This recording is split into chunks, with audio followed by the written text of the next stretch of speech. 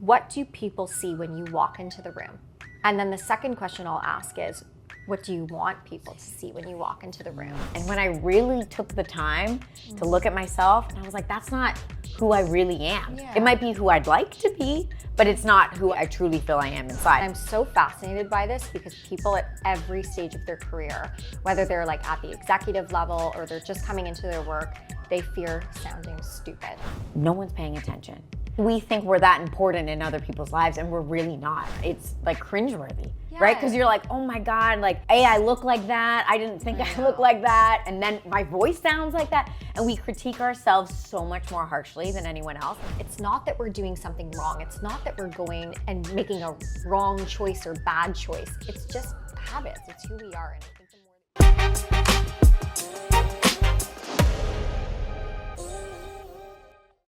Hi everyone, and welcome to the Laura Show. I'm so excited for my conversation today because as a kid, I was totally into public speaking and performing and being on stage, and I took acting classes and all these things. But as I got older, I sadly got more fear about being on stage and speaking to people in general. And I don't know why that happens, but maybe we'll talk a little bit about it. So I decided to bring on the experts of public speaking. I'm a speaking consultant and certified professional coach. That's it. Lauren Wolanski. Thank you for being here. Yeah, I'm so excited to be here. And as you were talking about, like, you know, this fear that came, it's one of the largest fears, right? It's like up there with like heights, spiders. I think it's and public speaking. Yeah, I think like people fear public speaking more than death, I think I've heard. Yeah. Which is like crazy because it's like you'd rather die than stand in front of an audience and talk. And I'm sure a lot of people, they actually have that fear very early in life. Yeah. But for me, it really was something that I more developed, I think just because of lack of practice, right? Like, so throughout my high school career, I did a lot of performances. I took acting classes. I even begged my parents to put me in acting school, like in the summers and whatnot. And so I really enjoyed it. But then as I got older and I started settling into my career, you know, when you're in like an admin person or you're starting out in your role, like there's no real opportunity to speak to anybody. So you're kind of just at your desk like doing a bit data isolated. entry. You're isolated. Yeah. And then when I started doing real estate and I started doing content, I had to like get out of my comfort zone again because I was so in it for so long. And so it took me a long time to get out. So I thought, well, if I have that issue, and I know a lot of the people that I coach and work with have this issue, that let's get someone on like you. You're going to walk us through it. First, I'm hoping that you can kind of tell us what it is that you actually do in your own words. Yeah, so what I do is a bit of coaching and consulting, and now I'm getting more into corporate workshops as well. So coaching and consulting, when I offer a bit of a mix of that, and I think that they go really hand in hand, is I partner with clients to help them identify their challenges, work through potential solutions and strategies to ultimately reach those goals, right? So if it's about, I want to become a better storyteller, or for some people, it's like, I just want to not feel like I'm going to die when I'm up there, right? I want to feel comfortable. Yeah. And that's it, right? Or I want to feel confident when I'm up there. I want to step into like my own professional persona and develop a little bit more of what that is. Or I want to level up my career. I've been sort of sitting in one place, and now I feel like I'm ready to take it to the next level. So clients come in with all kinds of different goals, and that's why I sort of work with a very personalized and tailored approach to work with each client. So sometimes people go like, is it a course? Is there a lesson plan? No, because it's tailored to each individual client's needs and what they're hoping to work And on. everyone's kind of coming to you at a different stage. Exactly. Which is why it's more of a coaching, right? Because you just never know where people are starting. I would imagine, though, that the vast majority of people, but you correct me if I'm wrong, come to you with like I need to level up. Ironic. Is that what your Level Instagram? up with Lauren. Level up with Lauren. That's I need the to business. level up my career. Yeah. And I need to get to that next stage. And I can't be fainting when my boss calls upon me in a meeting room or they're asking me to pitch something to potential clients or something like that. And it's a confidence thing. Why do you think people have such a hard time with public speaking? Like, do you know where the fear comes from? I imagine you kind of go into the psyche a little bit of it. So we do. One of the biggest questions that I ask is like, what do you think is the fear? If you could pin it down, what's the fear behind this? And I'm so fascinated by this because people at every stage of their career, whether they're like at the executive level or they're just coming into their work, they fear sounding stupid. They fear sounding stupid. It always comes Looking down to stupid this. in front of their peers. Now, when they say sounding stupid, do they kind of mean because I don't, is it like imposter syndrome? I don't think I'm intelligent enough to be talking about this, or fear of sounding stupid, like I don't have the vocabulary or the way I'm speaking makes me sound not professional. Both. So we talk a lot about imposter syndrome, right? I think that that's a huge thing. And again, I just find it very interesting because people at the top of their career can say, well, I don't feel I deserve to be here. And I'm looking from the other side and going, oh my goodness, look at your resume, it's stacked, right? And so absolutely, there's this fear of I'm not qualified enough to do my job and now they're gonna see through it. Or I feel like I do have the skills and I do have the know-how and the knowledge. I just don't have the words, I don't have the structure in which to convey myself in an effective way. Right, and I think there's probably also something around, again, I know what I'm talking about and I know how to speak, but you put me in front of an audience and now it's all these eyeballs on me. It's that fear of not fitting in, fear of like someone laughing at you, which is why, tale as old as time. Picture people naked or in their underwear, right? So that you feel like they look just as silly as you feel inside. What is the first thing then when you're trying to deal with confidence? Because that's kind of the starting place. Where do you work with people? How do you get them to that next level? Yeah. So I'll hit you with some facts to start. Have you heard about the 7-38-55 rule? I have not. Okay. So I only know of the 80-20 rule. Okay. So this is the idea that effective communication relies on 7% what you say, the words that you use. That's it. Yes. 7%. 7%. 38% of effective communication is the tone that you use. Okay. 55% is expression and body language. Okay. So naturally, that's what I tend to focus on. Of course, I'm going to give feedback if they're open to it about word choice and structure and what comes first and what can follow and your transitions and things like that, right? That's sort of the more technical, like what are you saying and what's the content? But the thing that I focus most on is tonality, expression, body language. And it's so funny. Sorry, I have to cut you off because I've worked with so many people to try to get them to do content on camera. And I'm just thinking every time I was working with people, they would say, well, what should I say? What should I say? And I'm like, you're a real estate agent. You've been doing this for 10 years. You know what to say. Yeah. But they focus so much on the what to say. And really what they should have been focusing all along is how they're saying it. Like Correct. So 58% is your, sorry, say that again. 55%. 55%. I know it's a lot of numbers. A lot of numbers here. 55% That's not my is forte. expression and body language. Expression and body language. So what's the proper expression and body language that we should be using? Good question. So being aware of our posture is huge, whether we're sitting down or standing up. A lot of the times I'm seeing closed in posture or posture that is full of tension. So for example, something that I very often see with my clients is shoulders up here. Okay. Right? Is that just they're tense? It could be that their arms are leaning on a desk. It could be that they're tense. It could be that the way that their chair is positioned. Sometimes it boils down to your chair, right? And do you have enough support behind your back, right? So it's an open posture, even if you're on camera. Okay, right? So open, that open, shoulders because of back. course, if we're here or here, that makes a big difference. Right? It's funny because it's like a defense mechanism that we're not even aware of. It's like we're being closed off. We're trying to protect ourselves like a cocoon in a way. But really what we're doing is the opposite of what we're trying to convey. That's which is the like problem. openness. And I want people to feel engaged and like I'm welcoming them in, right? Exactly. You want to seem open, accessible, friendly, right? All these things, trusting. Unless you don't. Unless you don't, right? Unless you don't want that. Yes. So, right. So that's the sort of first thing that we look at is like, what's your posture? What's your body language? And the other thing that we look at is tension in the face. We hold a lot of tension in our face and the most muscles are in our face too. There's tons of little muscles in our face. So you'd be surprised. I work with a lot of clients who have like, and they never even knew about it, a lot of eyebrow tension. Oh, or a lot of use jaw Botox, tension. so there's none of that going on Right. here anymore. So but if yes. you don't have Botox, right? And you have a lot of tension, maybe you're just thinking really seriously, right? So and they're getting like those lines here too, right? And people say, well, that looks angry, but it might be through years of just doing this with their face. Okay. Exactly. So I would say more of a neutral expression, right? Instead of just being aware, I would say, of where you hold tension. For me, for years, I know this because of my acting training, like it was my jaw, I was always kind of clenching in my jaw. And so my voice teacher was like, relax your jaw. And that was a huge adjustment for me. Breathing. I can tell when people are breathing or not, right? You can see it in their body. So I talk about breath, posture, and facial expression.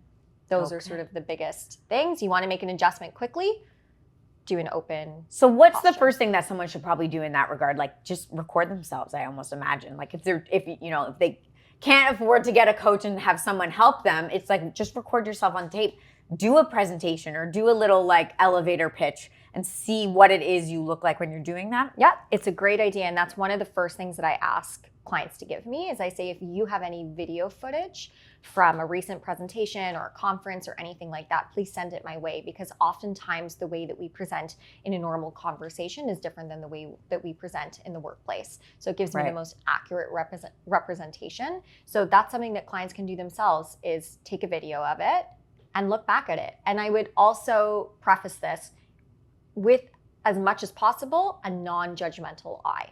Because watching ourselves is really hard. It's the worst. It's so hard. I honestly, my team, they come up with content for me and I watch it and I provide captions and things like that. And it's like cringeworthy, right? Because you're like, oh my God, like, hey, I look like that. I didn't think I looked like that. And then my voice sounds like that. And we critique ourselves so much more harshly than anyone else. And so what I always try to tell someone, and I imagine when you're building confidence with people, is like, no one's paying attention. Like I'm on this tip these days of like the how vain people are to think that everyone is watching us with that same level of scrutiny, because it's like we think we're that important in other people's lives and we're really not. And if you can kind of get over that, I'm not saying you're not important. No. But you're not that important in someone else's life that they're judging you that harshly. And even if they are, it's for a second. And then they move on. They move on and they're now thinking about themselves. So it's like now knowing that, just watch it. Like you said, no judgment, be more open to it. And then we can hopefully improve, right? Because that's the only way you're going to learn. And that's where it all starts, is self-awareness, right? So even if you're building up the courage to watch that video, like just take a moment and go, where do I hold tension? Is it in my jaw? Is it in my eyebrows? Is it in my chest, right? Like where do you hold that tension, and see if you can bring a little bit more breath to soften it in that area. And then build up that courage to watch the video and look at it with, love and compassion, and go, what am I doing that's working really well for me? And what am I doing that's not working for me, or that's taking away from my message? Okay, stupid question. But I thing. feel like often people don't know what to do with their hands. Like it's the hands, right? It's like, do I hold my hands like this? Am I presidential? Like I'm talking like this. This is what you need to do with a thumb up. Is it, down by my sides? Sometimes people are flailing all over the place. And I imagine that there is something to do with, yes, we all want to come across as open for the most part, but people also have a different view of like what's going to connect with the audience. For me, as soon as the cameras go on, I feel I'm less, like open maybe is the way, but I'm more formal. As soon as the cameras go on, I'm more formal. I'm trying to break that, but I imagine some people want to be formal. So is that kind of like what you do with your hands that will portray that? So the answer is different depending on what medium you're coming in from. So for my clients that are still working remote, or for people who are looking to create content on their phone, because we only have so much space to see, or like the person, the subject, I would say try to keep the hands below the shot. So for example, I was working with a client the other day and his hands were up here the whole time. And what happened is his hands ended up looking huge and his face sort of not, because we were focusing on the hands and they come closer to the camera and now I'm totally distracted by his hands. So I always say, if you're in a Zoom meeting or a Teams meeting, try to keep your hands under the camera just so that they're not distracting, because we're only getting such a small window into who you are. That's smart. Yeah. So I always say, keep your hands moving. It's natural. That's okay, right? Just on camera, it can be a little bit distracting. Okay. When we're in person, I think you have to do what's natural. If it's becoming again a distraction, then someone can let you know, I'm looking at your hands a little bit too much. However, I hesitate to bring up hands, especially in person, because if that feels natural to you, I don't think that that's the Okay. biggest problem. I think that's probably where people go wrong is they do something that doesn't feel natural. Exactly. And they start clasping their hands or they're holding them straight down. And now you're stiff. And now you now you feel uncomfortable. And then as soon as, you know, the presentation's over, the person's all over the place and you're like, well, you lost some of yourself in it, right? Okay, let's move on to tone because that was the second thing, right? 38? No. Yep, that's 38% was tone and 50 the last 7? Is that what you're looking for? Oh. No, so I'm 7%. lost again. It's okay. It's a lot. Okay. So 7% words, 38% tone, 55% 38% body tone. language. Okay, Yeah. so just it was just tone. So talk to me a little bit about tone. What do you see often in the average person when it comes to their tone? So tone, I see 2 major sort of trends. The first one is just monotone. So the voice is not moving either up or down. It's just staying here. I'm trying to kind of mimic it a little bit right now where the voice is literally not shifting. It's staying at the exact same level, right? And sometimes what happens there too is we get sort of this vocal fry quality. And that's how I can tell that people aren't breathing. So you know that sort of croaky sound, like that sort of thing? Yes. It often happens when we're tired, right? If we're feeling lethargic, sort of we don't use our breath as much. And what happens is our vocal cords start to just sort of rub up against each other and we get that fry Hoarse sort of kind sound. of thing, yeah. Yeah, so you'll find that if you want to get rid of that, all you have to do is breathe a little bit deeper and add a little bit more breath to support your voice. So I see sort of this monotone, lack of breath going through the voice. So that's sort of one thing that I see. And then another huge trend that I've been seeing is the upswing at the end of a sentence. So it's patterns that we're not aware of. So in English, there are certain patterns that we have, right? When we're done a sentence, we go down to let the person know I'm done talking. When we go up, we're asking a question, right? Is it raining outside? Right? And sometimes if we're adding on information, we also go up before we do that to let people know I'm not done my thought. Oh, right? I don't even know that we're doing all these things. Yes, we do these things Right. and we're not aware of it, but there are a certain number of patterns that we stick to. What happens when we don't stick to that patterns is we change the meaning of our words. So for example, if I said to you, hi, I'm Lauren, I'm a public speaking coach, and I also help people become more confident. You can see that I'm going up at the end of my sentences where I should be going down because that was a full sentence, full stop. So a pattern that I see often is people upswinging their Do they voice. only do that when they're presenting and then generally speaking, they don't do it? It seems to be a mix. I'm trying to. I know. That was a question. They don't do it. That was a question, so you can upswing, but Okay. it seems to be a consistent Okay, so thing. they have it wrong. Their tone is wrong in regular day speech, and then so obviously when they're presenting, they're also not doing it. Yeah, and I hate, I try not to say wrong or right, or it's just the way it is, right? And we're working with it. And I do these things too, or people talk about, it's not wrong. It's just, it's the way that we are, right? And maybe it's not helping us get our point across, right? So I try to kind of say, it's who you are. There's nothing wrong about it. There's nothing bad about it. It's just the way that you are. So how do you correct something like that? Is it just, now that you're aware of it, you're going to pay attention to it? Because I feel like once I'm aware of it, now it's all I can think about and I can hardly get my exact words out. Because I'm like, I'm breathing. Am I standing straight? Am I inflecting at the end of my sentence? It's a lot to think about. Or is there any type of tools or tricks that someone can do to practice so that when they're finally on stage, they're not doing that? So I'll give you a couple. The first thing is, you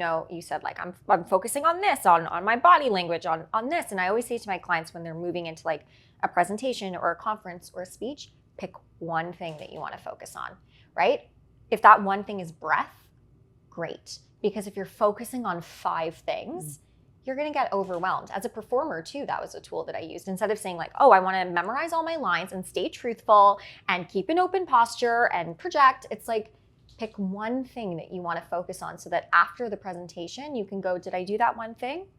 Okay, I did that one thing, right? Instead of, did I do those 5 things? Well, no. Right. So pick one thing that you want to focus on.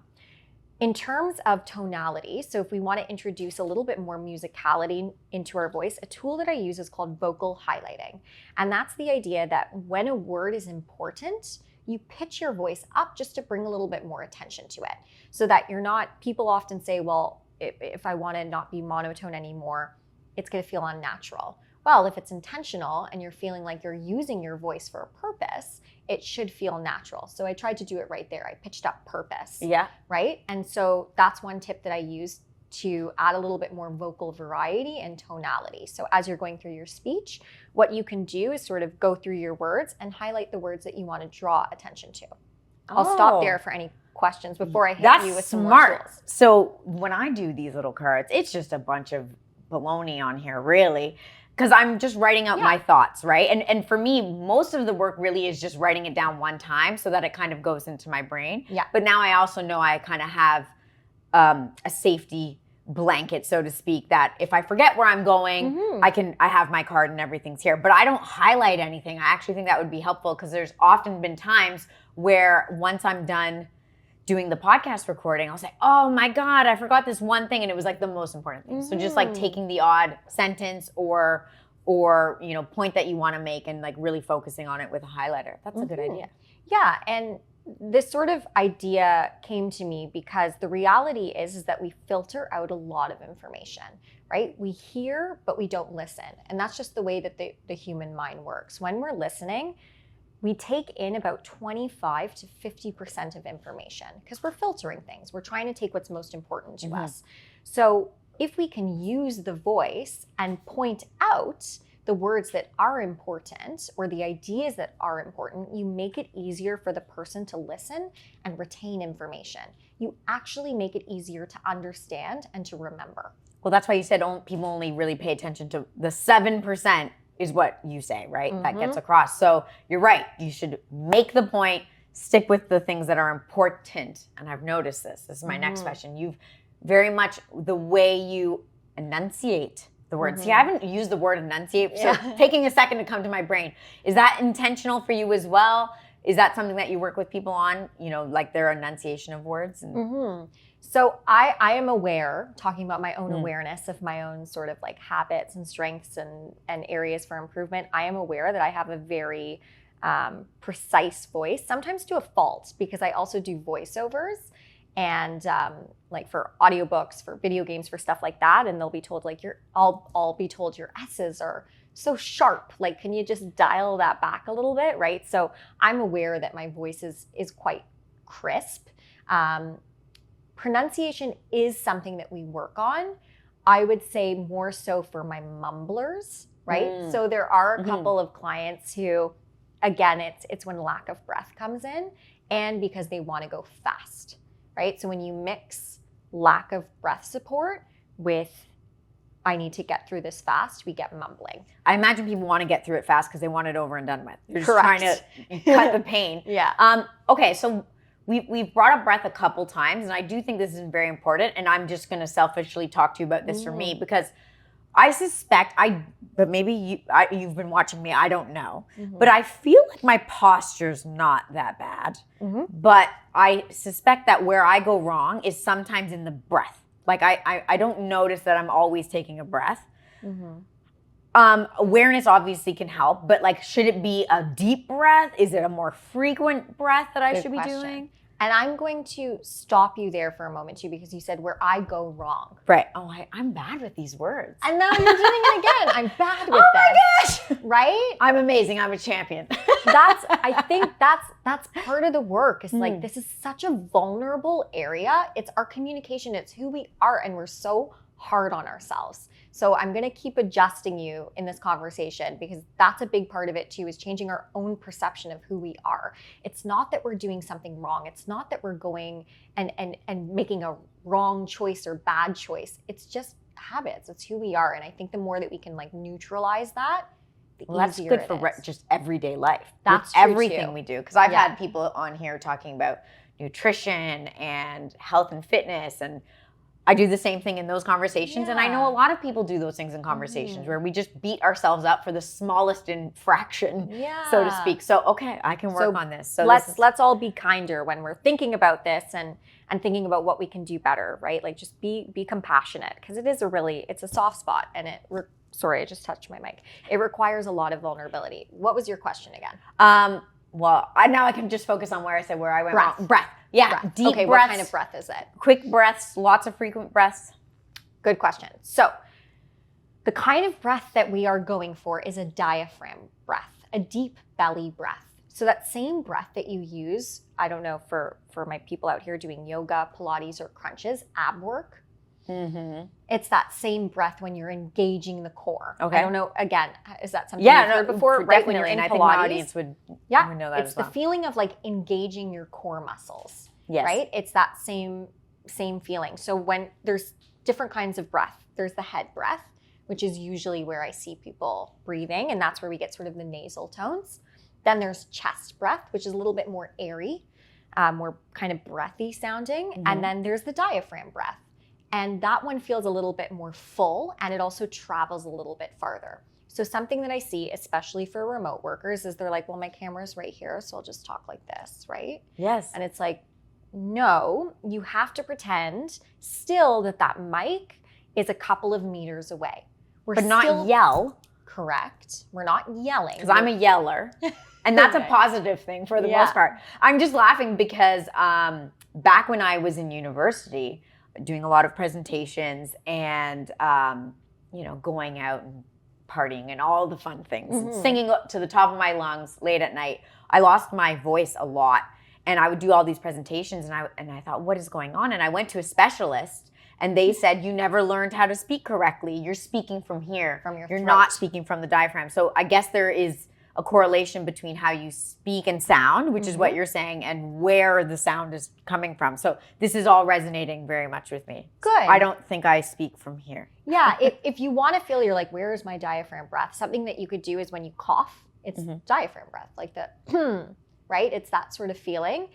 Same thing if you lie down and you sort of push all the breath out of your belly and then you feel your abdominal sort of engaging, that's where the breath is coming from. So it's that sort of breath that you want to engage. It's kind of hard because we're on video and stuff, right? But I would say like, just feel here. It's that same feeling when you're doing a plank. Okay. Right? You want to engage those diaphragm muscles. So when I'm speaking, I should almost be putting my rib cage together.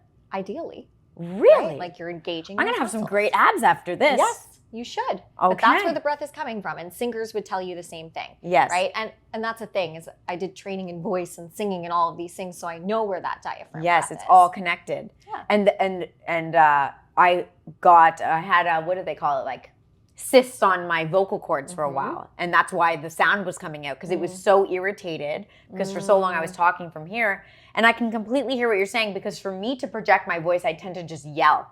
So I want to go back to that because you're saying, no, speak to the, that the microphone's far away, but it doesn't mean a yell necessarily. Yes. So a yell is when there's still tension in the throat, right? When we yell, we're holding, and you can see it. Like if you look in the mirror and you look at yourself, you'll see that when you're yelling, you're straining your muscles in the throat, you will see them pop out. But if you're engaging your diaphragm, you won't see that, right? So no veiny neck. Okay. Correct. And we don't want a veiny neck, people. It's no tension here, right? And that's your sort of telltale sign. But I can see when people are not breathing because there's literally no movement in their bodies, but I also hear it in their voice. So I've been able to kind of pick up on it and go, are you breathing? So was I right by saying that the posture might be not so, we're good on that, maybe? You've got good posture, you've got good breath. And I would say too, if we're talking about like, expression and body language, I would say that you have a very effervescent, bubbly personality that sort of lights up the room. So that's one of your strengths. Okay. That's something I would be leveraging. And then working on where the sound is coming from. I need to start with my abs. We're going to work on these bad boys. Yeah. Okay. I know a lot of what you talk to your clients about is this idea of authenticity. And you brought that up to me because you said you're bubbly, effervescent, but those might not be words that other people want to come across as, or it's not who they really are. And I think where I see people have a hard time, I'm working on, I was gonna say where people go wrong. Yeah. Where people have a difficult time is that they'll see other people present, they see other people on camera and they say, well, it's so natural for you and you're like this. So then as soon as the camera goes on them, they try to portray themselves as that other person versus themselves. So how do you work people through this idea of authenticity? Yeah, it's a great question. Authenticity is like a very big buzzword right now. It's something we want to see in the professional world. So one of the first questions that I ask my clients in the discovery session, which is the first session, is what do people see when you walk into the room? And then the second question I'll ask is, what do you want people to see when you walk into the room? Or how is that different from the way that you feel on the inside?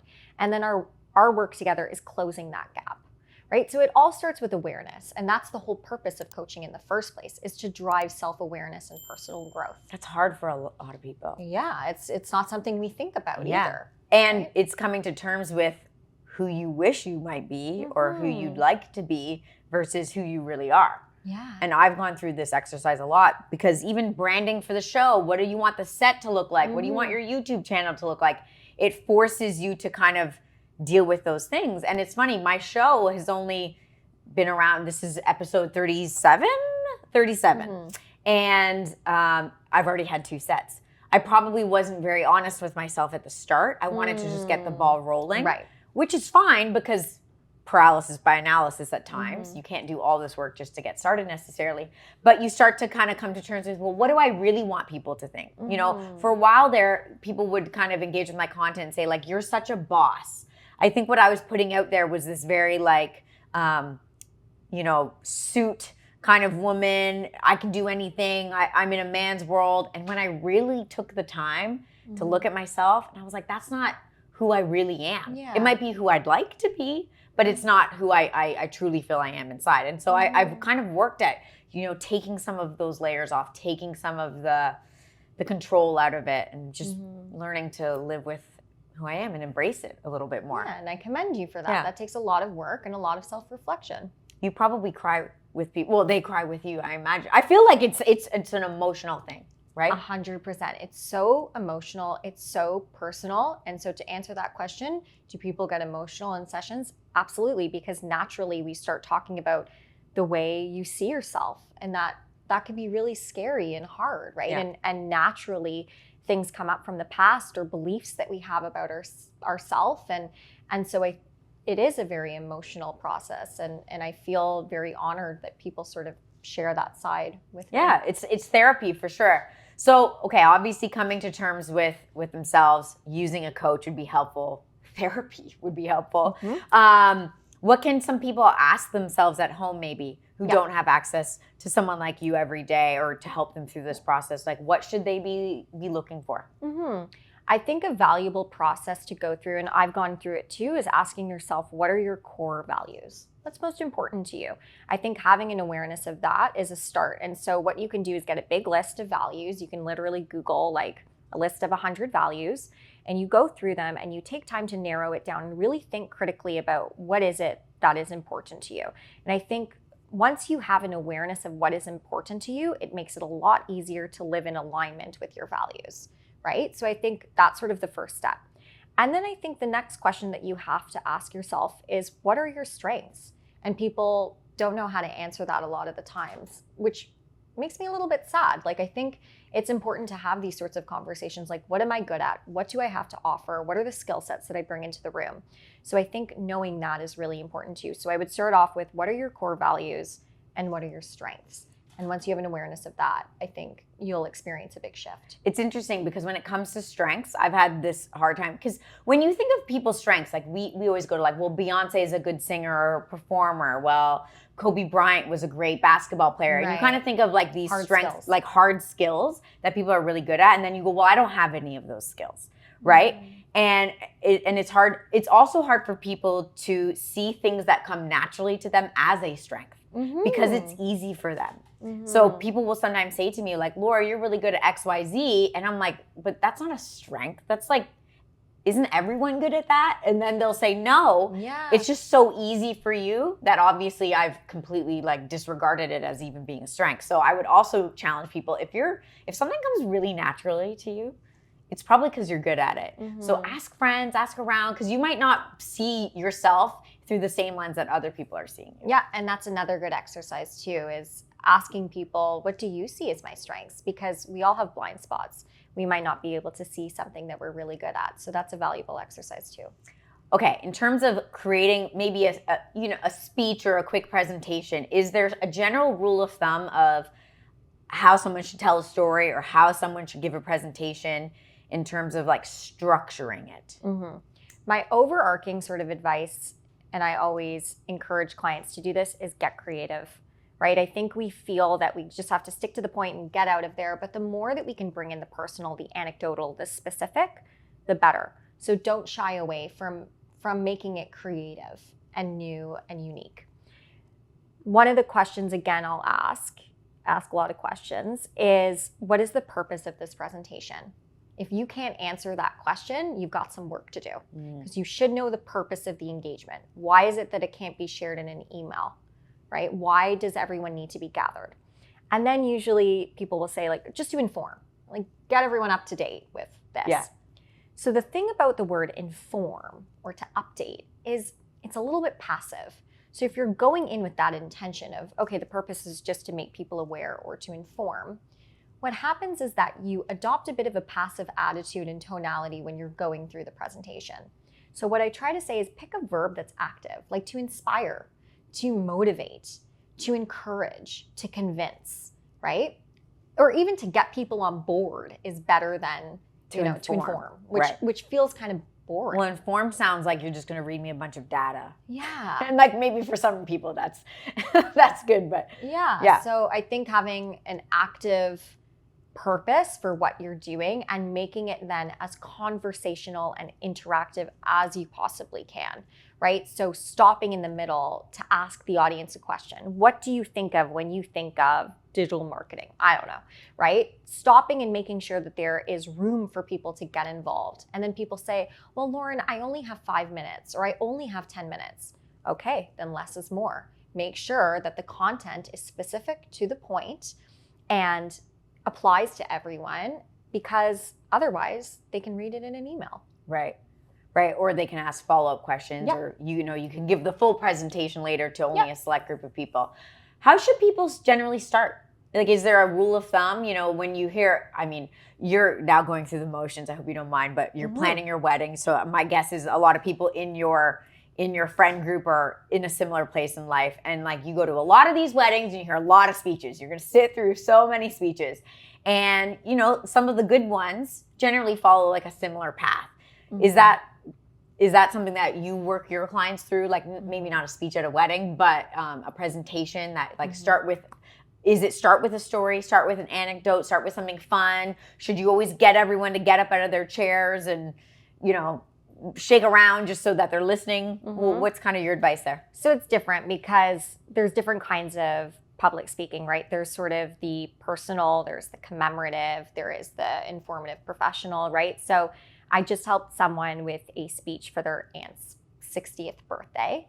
And I think for those sorts of things, it's really about keeping to the anecdotal. That's what people really love, and it's what people seem to remember the most. So I think, he started with, I'm honored to be here, happy 60th birthday or something like that. And then he jumped right into a story because it set the stage for what kind of person she was. And so I think the more that you're going with like personal or commemorative, it's really nice to stick to specific anecdotal sort of information that speaks to the person's character. Okay. In presentations, it depends. You kind of have two options. I think it's always lovely to start the presentation off by sharing what the purpose is, like being transparent, like I'm here to what, right? I think setting people up with a clear expectation of what the presentation is really important. There are a couple of instances where it's really nice to start with an anecdote or story as well. So I had a client who I was helping prepare for this big conference, and he started off with, okay, the purpose, I'm going to walk you through and share with you what it was. And he said, I have this instinct that there's this story I read about in a book that I think perfectly relates to this thing that I want to talk about, but I don't know if I should include it because it's kind of irrelevant. And I was like, why? When you can make something so much more interesting, right? And he ended up working that story into the beginning and then looping back to it at the end, right? He sort of introduced the story and asked them, what do you think happened next? And then he moved into his content, and I'm already so intrigued just you telling this story. Yes. He looped back to it at the end, and he said the audience ate it up, right? And again, the story was unrelated to what he was talking about, but it so nicely encapsulated what he was trying to say. So I think that that's a great example of a person who got creative, who kind of stepped outside the norm or their comfort zone, and it really paid off. Wow. I like that. That like Yeah. I wish I heard it now. Yeah. Out of curiosity, you've given some fantastic points, and I'm very interested in it because, again, I help a lot of people kind of get out of their comfort zone. I just spend most of my time, because I don't have all of the tips and tricks that you do, but just building on their confidence. How does someone get into this type of field of work? Good question. Good question. I imagine you weren't 5 years old saying, this is what I'm going to do with my, yeah. So it's very interesting. A lot of the coaches that I know are older than me, just sort of being transparent. And it's because they've had an entire career and then decided to pivot. They were like, okay, now I have all this knowledge and now I have all this experience and I really want to be able to help people. So I would say that my journey was similar, but it took me maybe less time to get there maybe. And I don't think that there's any right or wrong to that. It was just sort of the way that I went about things. And my path towards becoming a coach was quite untraditional. A lot of people that are coaches sort of start with a corporate background and they're in some sort of leadership position and then they pivot. That sort of seems to be what I see. Mm-hmm. So I started as an actor and I went to school for theater. And I also had a specialist in literature and theater. And I graduated, I started acting professionally, and I'm still acting professionally and doing voice work. And I had also been teaching kids theater. And I recognized what a huge impact the theater classes were having on their expression, their self-confidence, and their ability to communicate with other kids in the classroom. And I saw that theater was actually a really important tool that these kids were using. And I thought, if kids need this, because a lot of the parents were signing their kids up because they were like, oh, my kid's so shy, I want them to develop better skills, feel more confident, right? And I thought, if kids need this, I'm sure adults would too. Adults need it more, is right. Probably my guess, right? Because the kids, they don't have all this life experience, like with the exception of intense bullying and stuff. Like most kids are pretty naturally confident, right? It's what happens in our world that makes us less so. Yes. So I feel like the adults need it more. And like I always tell people, especially in sales, like improv classes, like learning how to think on your feet.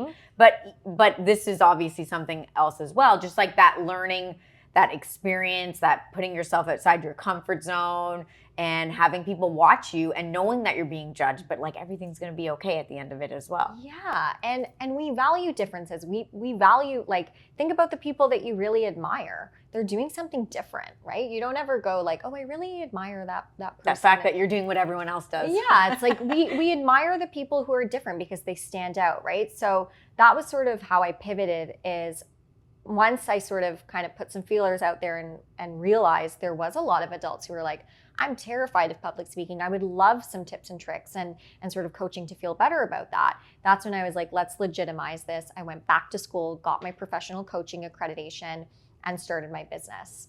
And how long ago was that now?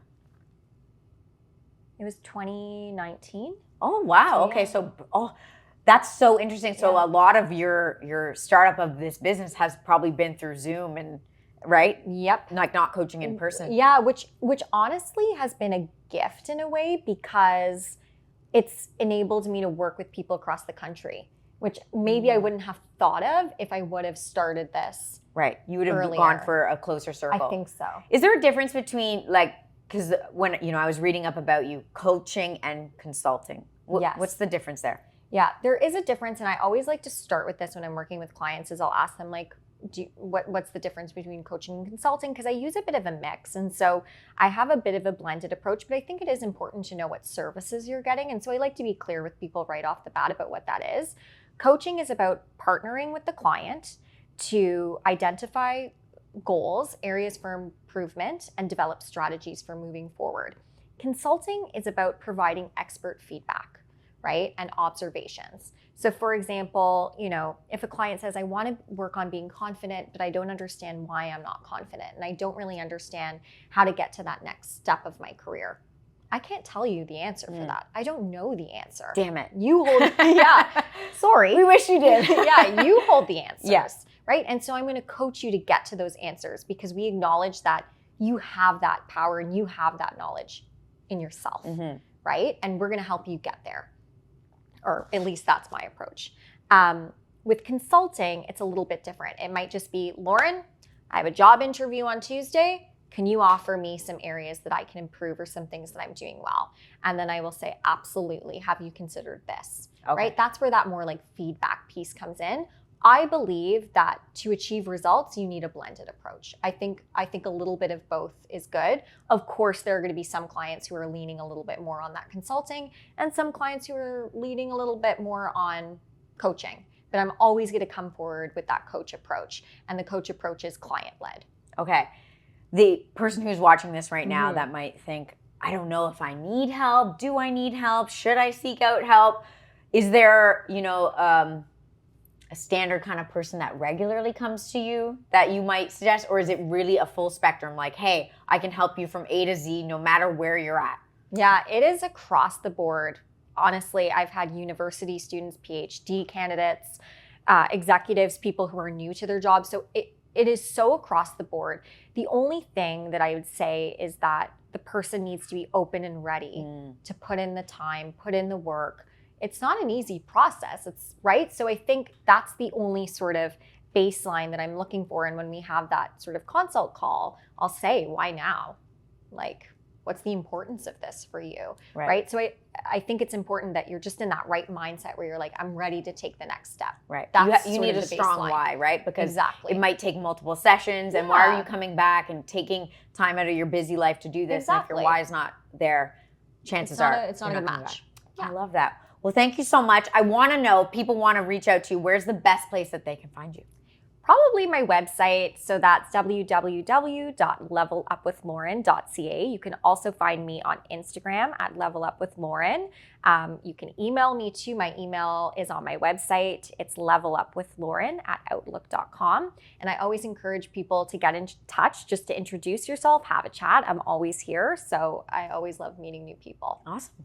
Well, guys, this is your sign. It's time to level up with Lauren.